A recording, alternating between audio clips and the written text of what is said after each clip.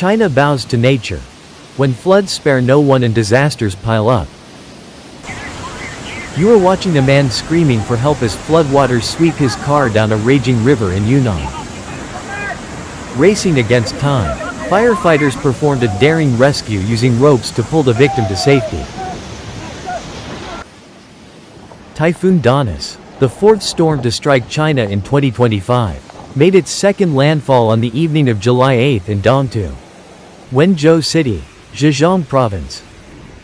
Yet, it was not the storm itself, but its aftermath, that proved most terrifying. Authorities quickly issued flash flood warnings as meteorologists forecasted 100 to 250 millimeters of rainfall across a 650-kilometer swath. From Fuzhou, Fujian Province, to Hangzhou, Zhejiang. The prediction came true.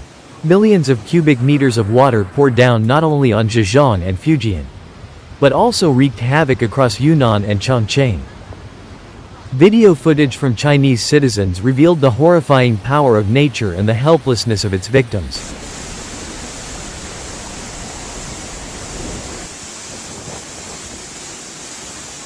China didn't need another storm to collapse, but it came anyway. And as always, the people, forgotten, voiceless, were the first to suffer and the last to be acknowledged.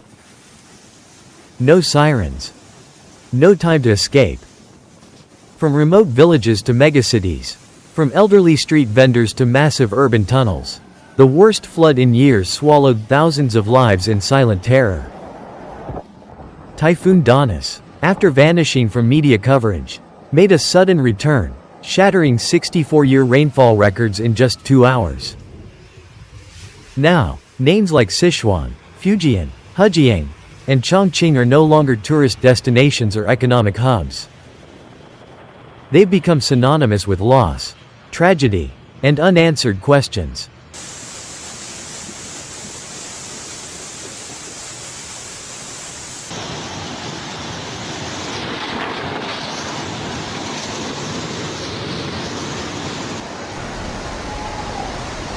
Hejiang, a quiet village turns to chaos. In Hejiang, a once tranquil rural town became a sea of chaos. One unforgettable image haunted millions, a frail grandmother trapped in rising floodwaters. Her weathered face, marked with deep lines like cracks in droughted soil, stared through the downpour. Her silver hair was soaked and matted.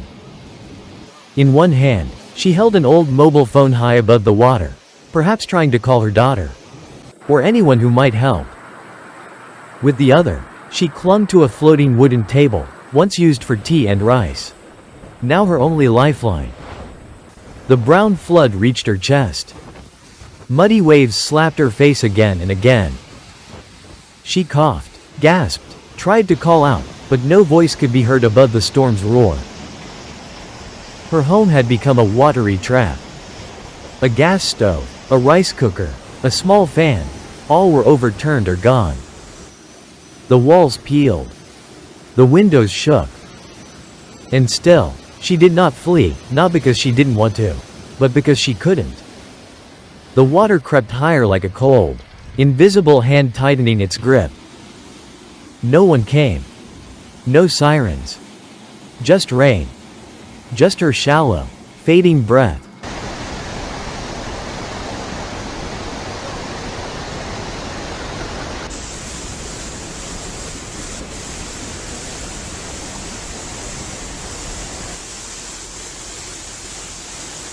More silent deaths in rural Zhuangguangkou. Elsewhere, in Zhuangguangkou, 2 people drowned on their way home. One was a construction worker. The other a pharmacy employee. No one captured their final moments. Witnesses recalled, they vanished in less than a minute. In Shentongguangkou, 2 others drowned inside their own homes when water swallowed the ground floor.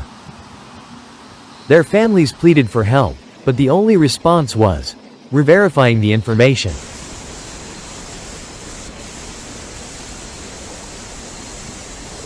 Chongqing tunnel turns to death trap. In Chongqing, South Square Tunnel, the pride of the western megacity, was fully submerged. turning into an underwater tomb.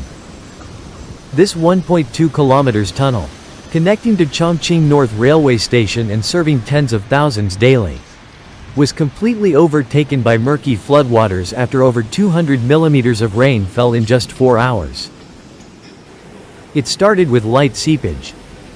Then came a rushing torrent. Water rose over 4 meters high, vehicles were submerged, headlights blinked out. One man was seen pounding on a car window. Someone was trapped inside. The faint glow of a phone screen inside the car faded, then silence. No alerts. No barriers. No emergency broadcasts. Everything came too fast. And too quietly. What outraged citizens the most wasn't just the disaster, but the government silence. No official casualty count. No list of the missing. No investigation. Citizen videos and posts were swiftly deleted from Chinese platforms. Only questions remained. One Chongqing resident said bitterly, "If anyone died in that tunnel, they died in silence. No alarms. No obituaries. As if they never existed."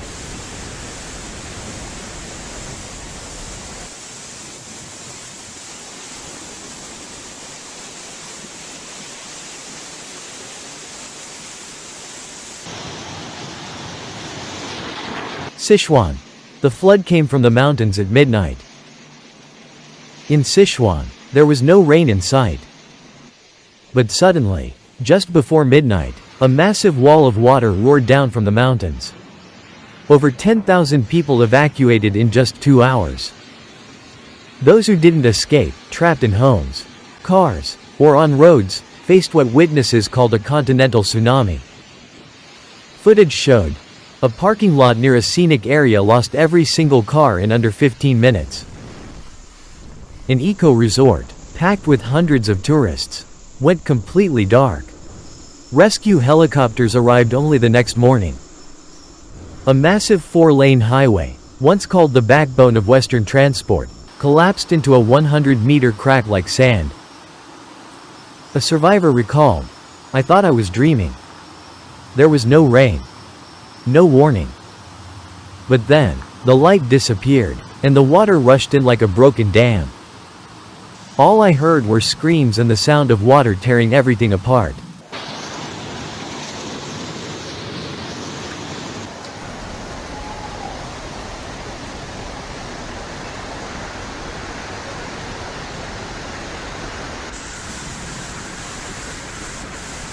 Xiamen. Safe zones drown without warning. When Danis returned to Xiamen on July 8, meteorologists underestimated it. Within 2 hours, it shattered a 64-year rainfall record. Water surged through the streets. Drainage systems collapsed, and even so-called absolutely safe residential areas were flooded up to the second floor. Residents received no evacuation alert. Just before landfall, a howling wind tore through the city like a warning shot. In one residential block in Fujian, gusts up to level 12 ripped through the sky. 2 old blue metal roofing sheets, already rusted and loosened from past storms, flew off like paper. They sliced through the air, crashing to the ground with explosive force. Residents screamed and ran. A man on a motorbike, who witnessed the scene, said, "If anyone had walked past just then, they wouldn't have survived." No one was hurt. But the fear spread like wildfire in the rain. Then the downpour came, unstoppable, unmanageable. And in less than an hour, Fujian became a giant basin. Water had nowhere to go.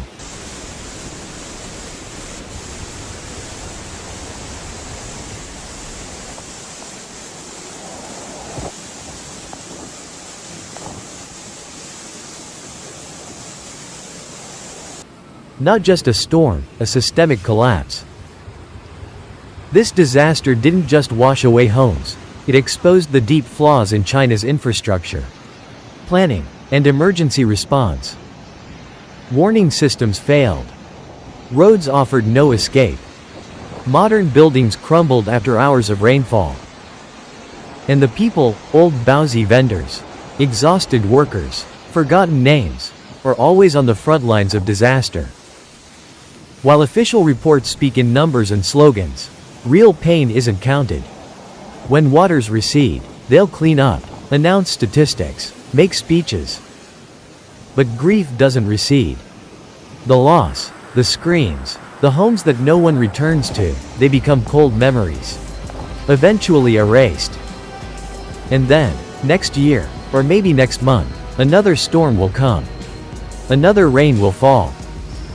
Unless real change happens, from leadership, infrastructure, and planning, today's disaster will simply be the draft of tomorrow's catastrophe.